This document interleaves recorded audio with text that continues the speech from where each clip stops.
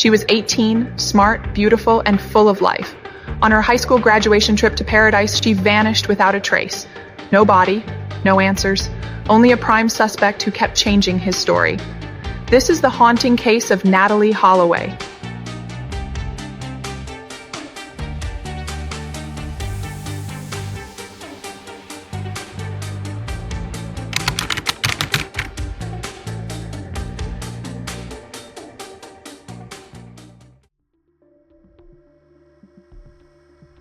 Natalee Holloway was a bright, vibrant 18-year-old from Mountain Brook, Alabama. She had just graduated high school and was preparing for college, full of dreams and excitement. As a celebration, she joined over 120 classmates on a senior trip to Aruba, a Caribbean island paradise.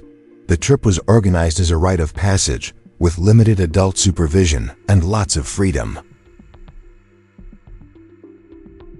Students stayed at the Holiday Inn and were known to party, drink, and explore the nightlife. Natalee was seen enjoying herself, smiling, dancing, and blending in with the crowd. On May 29, 2005, the last night of the trip, Natalee went out to a nightclub called Carlos and Charlie's. It was a popular spot for tourists and locals alike, buzzing with energy that night.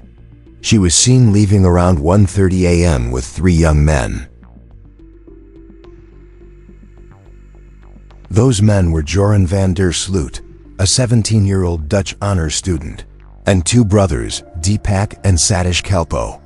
Witnesses saw her willingly get into their silver Honda.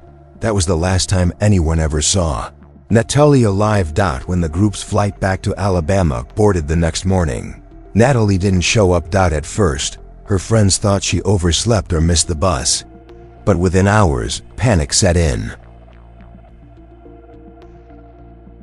Her mother, Beth Holloway, flew to Aruba that very night. She arrived on the island and immediately went to the police. Beth didn't wait. She went straight to Joran's house with local officers. Joran told the police that he dropped.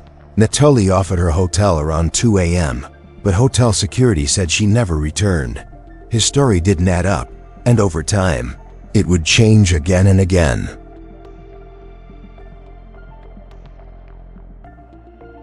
A massive search effort was launched across the island. Volunteers, police, even the Dutch military joined the hunt. Divers combed the ocean. Helicopters scanned the coastline. Still, nothing. No body, no clothes.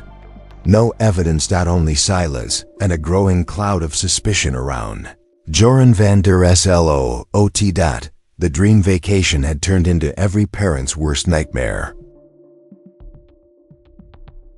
As the search for Natalee intensified across Aruba, all eyes turned to the last people seen with her, Joran van der Sloot and the Kalpo brothers.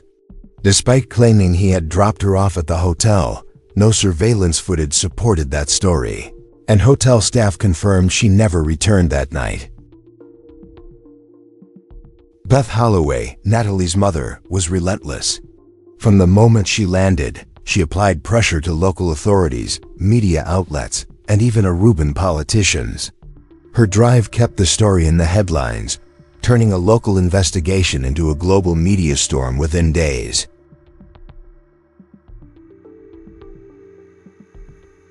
Joran, calm and composed at first, soon became the focus of growing suspicion. His story began to shift under questioning.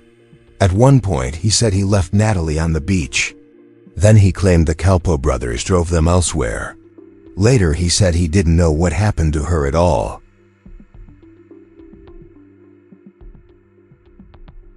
The constant changes in his narrative only deepened public suspicion. People began asking why someone innocent would lie so often. Despite all the inconsistencies, local police struggled to find enough physical evidence to hold him or charge him with a crime.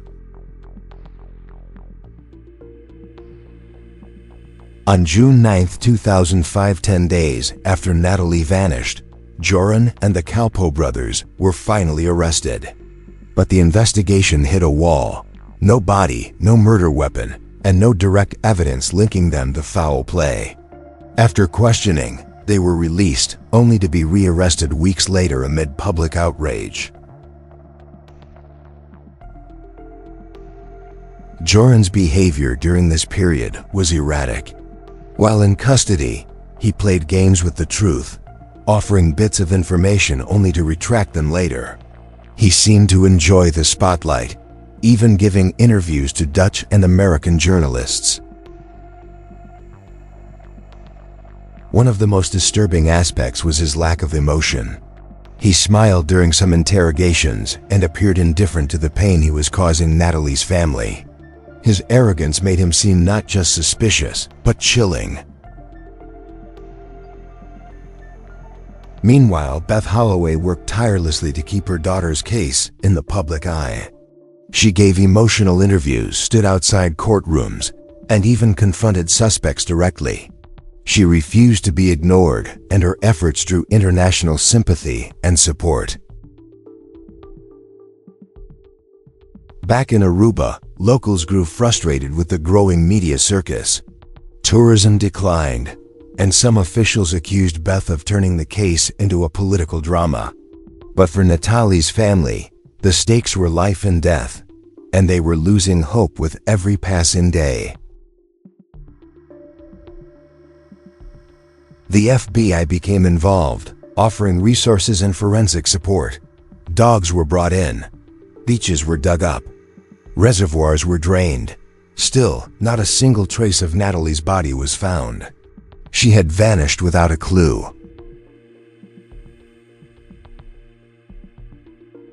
In the absence of a body, prosecutors were limited in what they could prove.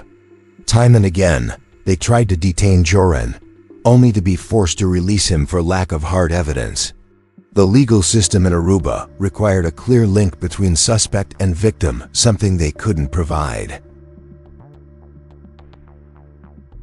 Rumors began swirling that Joran had helped covering up the crime, perhaps even from his own father, a well-connected judge in training. While never proven, the idea only fueled the family's belief that justice was being obstructed.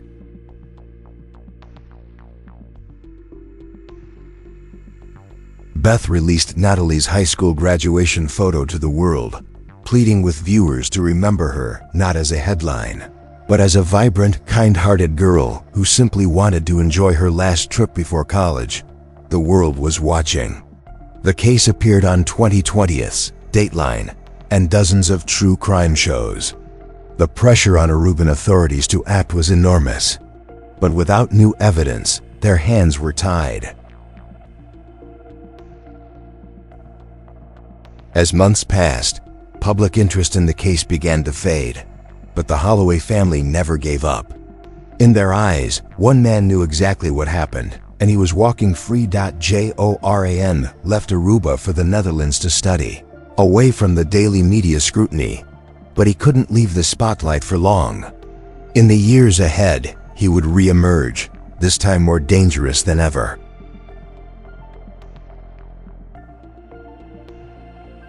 Before long, the world would realize Natalee Holloway's disappearance wasn't the end of the story. It was only the beginning of a darker, deadlier spiral.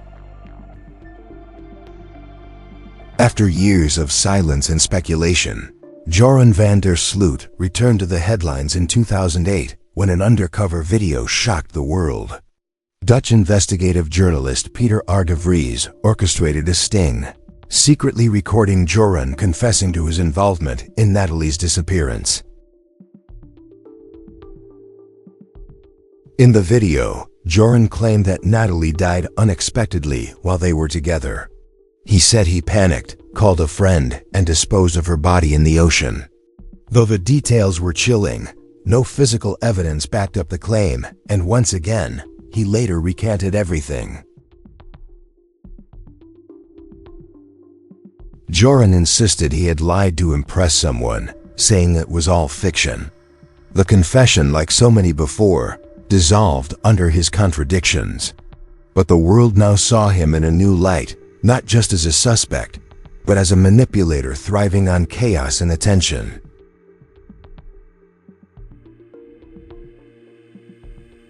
Over the next few years, Joran continued to exploit Natalee's case. In 2010, he attempted to extort Natalee's mother, offering fake information about her remains in exchange for $250,000. The FBI set up a sting operation, and he received $25,000 as part of the deal.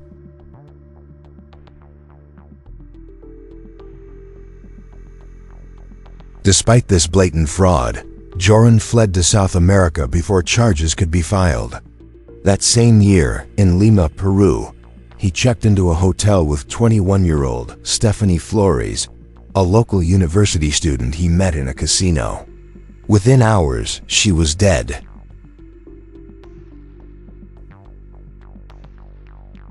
Security footage showed Stephanie entering the room with Joran, but never leaving.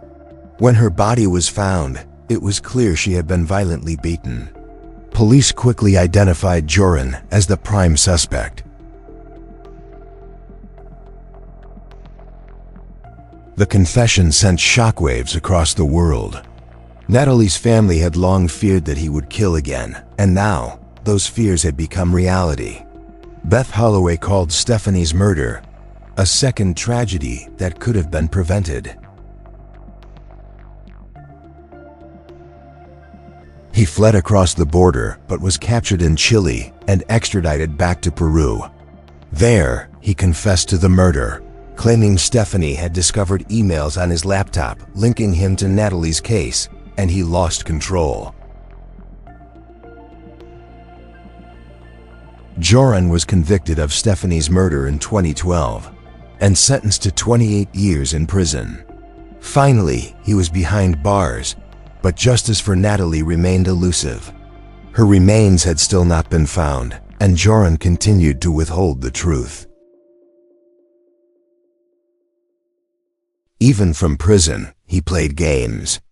He gave interviews filled with half-truths, lies, and contradictions. Sometimes he claimed to know where Natalee's body was. Other times, he denied involvement altogether. In 2016, Natalee's father, Dave Holloway, funded an independent search operation based on a new tip. Investigators believed they had found remains, but DNA tests revealed they were not Natalee's. Another dead end. Years passed, hope dimmed. But in 2023, an unexpected breakthrough came. As part of a plea deal with U.S. prosecutors for the extortion charges, Joran finally confessed. He admitted to killing Natalee in Aruba. Back in 2005, he said he had become angry when Natalee refused his sexual advances, and he violently attacked her. Then, with help, he disposed of her body at sea.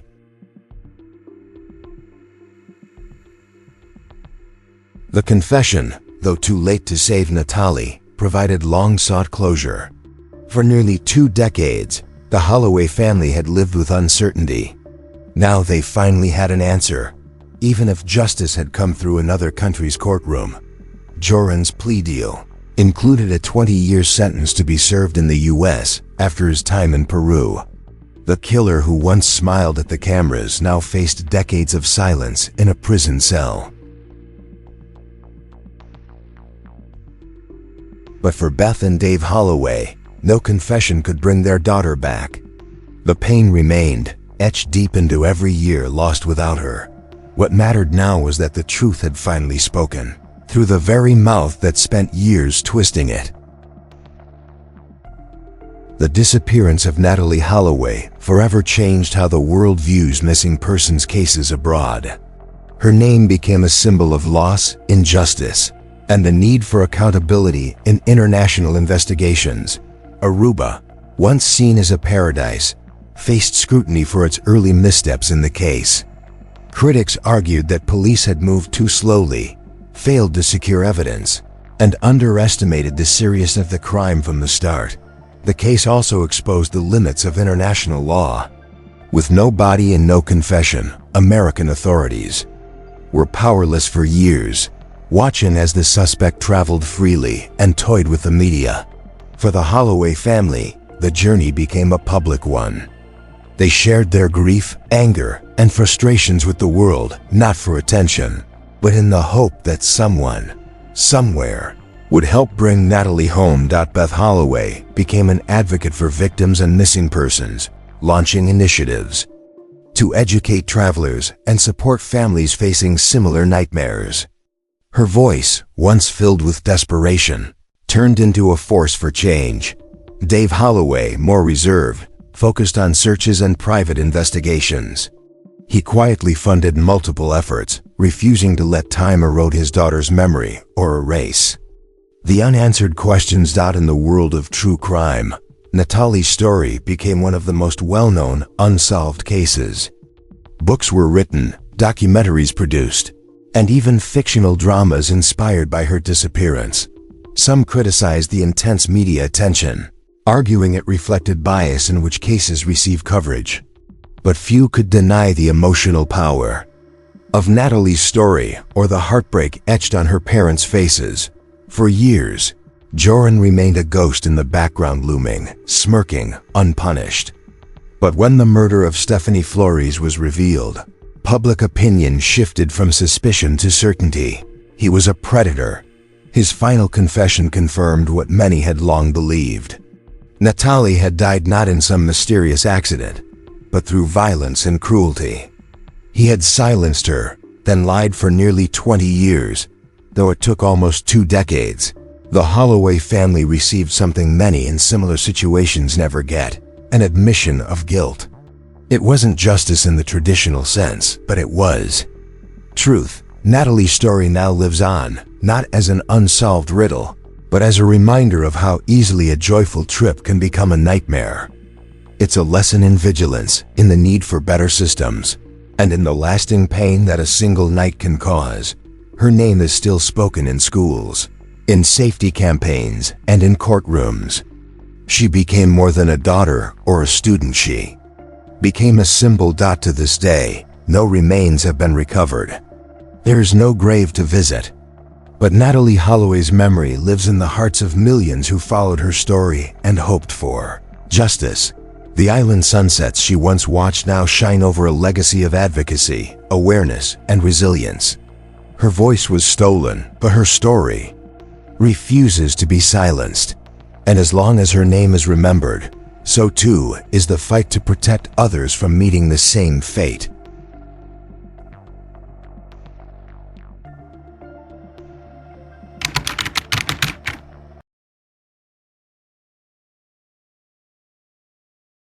Welcome to the Deep Dive. Today, we're looking into a case that, well, it's stuck with many of us for almost 20 years. The disappearance of Natalee Holloway. That's right. You've gathered a real stack of sources for us, articles, research notes, and our goal here is to really cut through it all. Find those key insights, the important bits, maybe find some surprising facts, the context you need to feel properly informed, even if you think you know the story. It's a long one. It really is. And it's more than just a missing person case, isn't it? When you look at the sources, you see how it impacted, well, everything. International investigations, the sheer power of family advocacy. Right. And it shows that long, winding path to getting answers, even when, traditional justice seems just out of reach. We'll really dig into the facts here based on what these sources tell us. Okay, let's start at the beginning then. Natalee Holloway, most people know the name, a bright 18-year-old. From Mountain Brook, Alabama. Yeah, heading off to college soon. Exactly, full of excitement. She was on her senior trip to Aruba, May 2005. Big group, over 120 kids. Kind of a rite of passage, right? Yeah, very much so. And the sources mention, limited adult supervision, a known party scene around the Holiday Inn where they were staying, kids exploring, having fun. A pretty typical senior trip atmosphere, maybe? Until it wasn't. Exactly. That last night, May 29th, Natalee was out, enjoying herself at Carlos and Charlie's, popular place, buzzing. Yeah, I remember the name. She was last seen around 1:30 in the morning, leaving the club. And this is the critical part. Absolutely.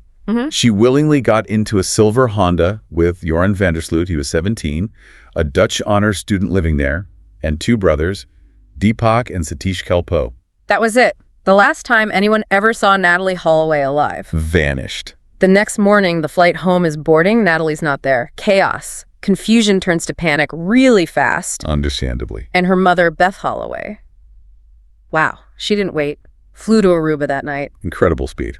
Lands, goes straight to the police, and then, this is amazing, straight to Joran van der Sloot's house with officers. Right away. That immediate action really set the tone, didn't it? She wasn't waiting around. Not at all. And Joran's story, it immediately started to fall apart. Yeah, the sources point this out clearly. He claimed he dropped Natalee at her hotel around 2 a.m., but hotel security, they checked. Nope. She never came back. His story just didn't hold water from the get-go. And it kept changing. The sources say again and again, that's a huge red flag. Definitely. So you have this instant contradiction from the main person of interest. And then this massive search kicks off. Volunteers, police, the Dutch military even got involved. Divers, helicopters, dogs, they threw everything at it. Everything, scouring the island. But the result, as the sources starkly put it, no body, no clothes, no evidence, only silence. Chilling. Paradise lost literally overnight. Yeah. That dream trip turned into an absolute nightmare. So with no physical evidence, naturally all eyes turned to Joran and the Kelpo brothers. They were the last ones seen with her. Right. And there's no surveillance footage backing up Joran's story, whatever version he was telling at that point. The hotel logs already disproved his first claim. This is where Beth Holloway's advocacy just becomes immense. Unbelievable pressure. Relentless. On the local police, the Aruban government, the media. She basically turned this local case into a huge global media event. A global media storm, as one source called it. Exactly.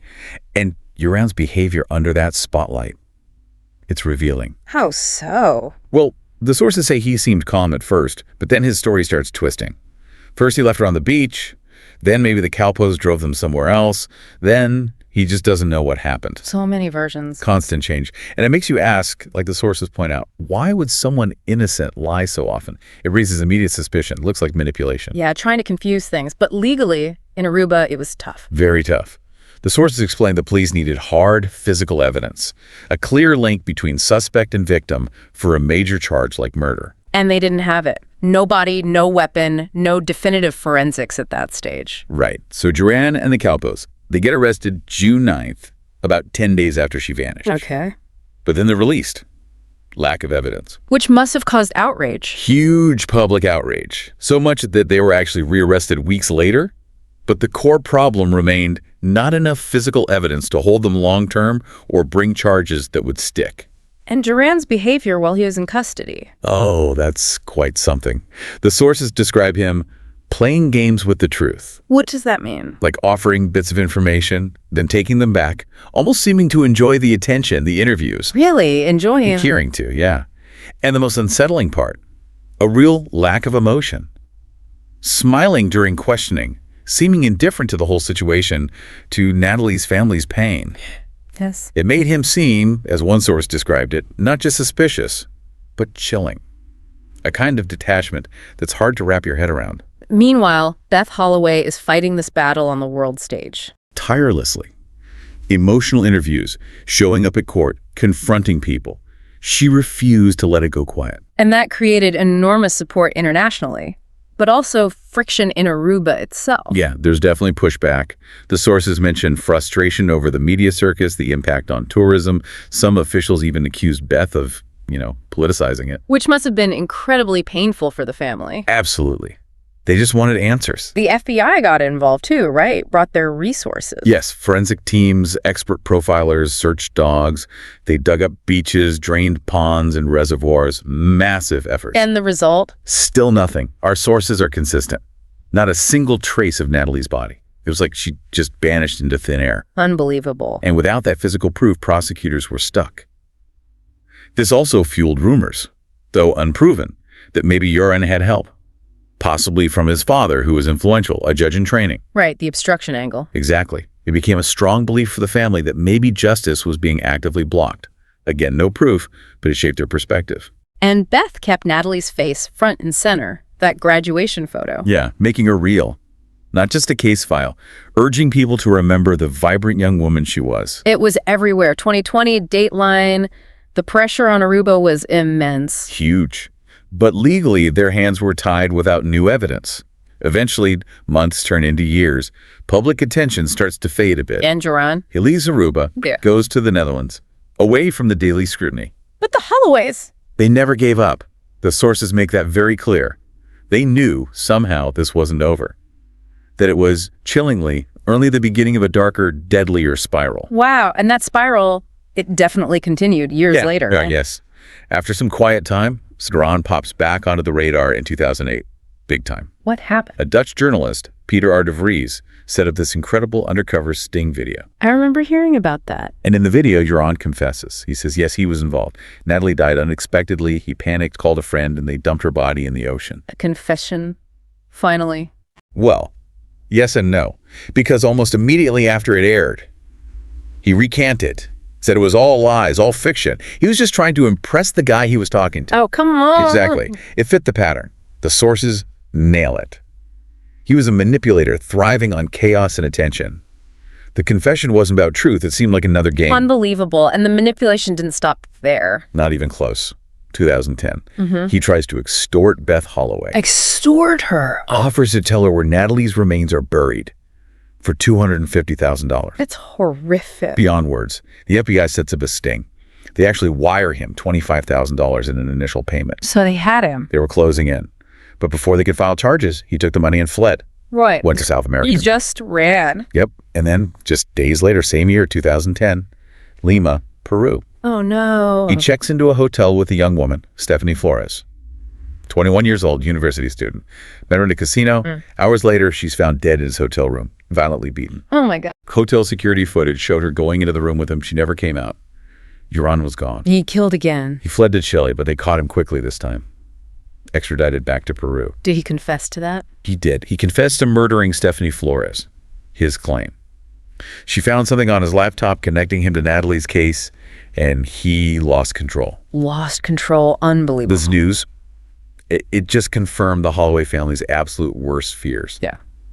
That he was dangerous, that he would do it again. Beth Holloway called it. A second tragedy that could have been prevented. Just heartbreaking.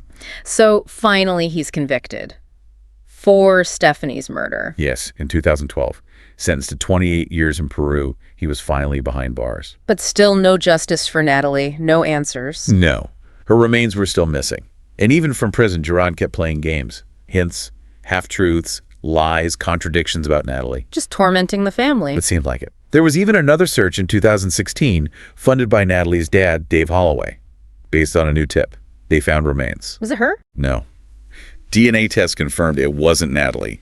Another devastating blow. How much more could they take? It's almost unimaginable. It really is. Years go by. Hope must have faded for any real answers. But then, 2023, something completely unexpected happens. What was that? A plea deal. With U.S. prosecutors back on those original extortion charges from 2010. The ones he ran from. Exactly. And as part of that deal, Joran van der Sloot finally confessed to killing Natalee Holloway. He admitted it after all this time. He admitted it, killed her in Aruba back in 2005, said he got angry when she rejected his advances, attacked her violently, and then he said, with help, he disposed of her body at sea. Wow. Just wow. After almost 20 years. 19 years of uncertainty. It provided, as the sources say, long-sought closure for the family, finally, the truth. Even though the justice came via Peru and then this U.S. plea deal. Right. Justice had come through another country's courtroom, as one source put it. Not the way anyone expected. His U.S. sentence is 20 years, by the way, to be served after he finishes his time in Peru. So he's facing decades locked up. Decades. But for Beth and Dave Holloway, no confession brings Natalee back. The pain is still there. Of course. But they finally heard it.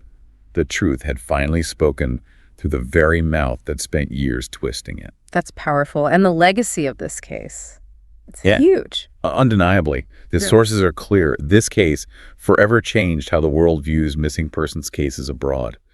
Natalee Holloway became a symbol. A symbol of loss, injustice. And the need for accountability, yeah.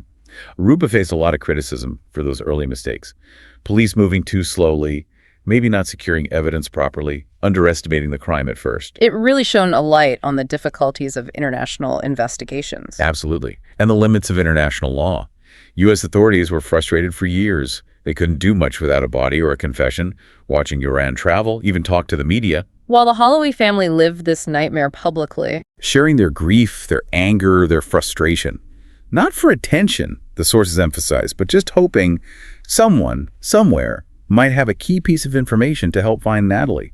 Beth Holloway, especially, she really became an advocate, didn't she? She transformed from grieving mother to this, well, force for change, launching initiatives, educating travelers, supporting other families going through similar hell. And Dave Holloway. More private, maybe, but just as determined. Funding searches, pushing investigations quietly, refusing to let Natalee just become a cold case file. Her story really did become iconic in true crime. Books, documentaries. It resonated deeply. And public opinion, which started with suspicion towards Joran, really solidified after Stephanie Flores' murder. Yeah. There was no doubt left he was seen as a predator. So his final confession, it wasn't a surprise in that sense, but it was confirmation. Confirmation of violence, confirmation of the cover-up, confirmation that he lied for nearly 2 decades. So looking back at everything, what does justice even mean in a case like this? That's the question, isn't it? It wasn't traditional justice, maybe. Not a swift trial and conviction for Natalee's murder in Aruba shortly after it happened. But they got an admission. They got the truth, finally. And sometimes maybe that's the most closure a family can hope for in these circumstances. Perhaps. And Natalee's story, it lives on as this constant, sobering reminder. How quickly joy can turn to horror. A lesson in vigilance, maybe a push for better systems, better cooperation. Yeah. And just acknowledging the immense, lasting pain that one night, one act of violence can cause. Even without a grave, her name is still known everywhere. Schools, safety talks, court documents. She became a symbol. Her voice was stolen, but her story refuses to be silenced. And that's powerful. It keeps the conversation going, hopefully preventing future tragedies. Absolutely. So maybe the final thought for you listening is this. What does Natalee's story really tell us about that long, hard road to finding the truth? And how does seeing a family fight like that, against all odds, reshape how we even think about what justice means?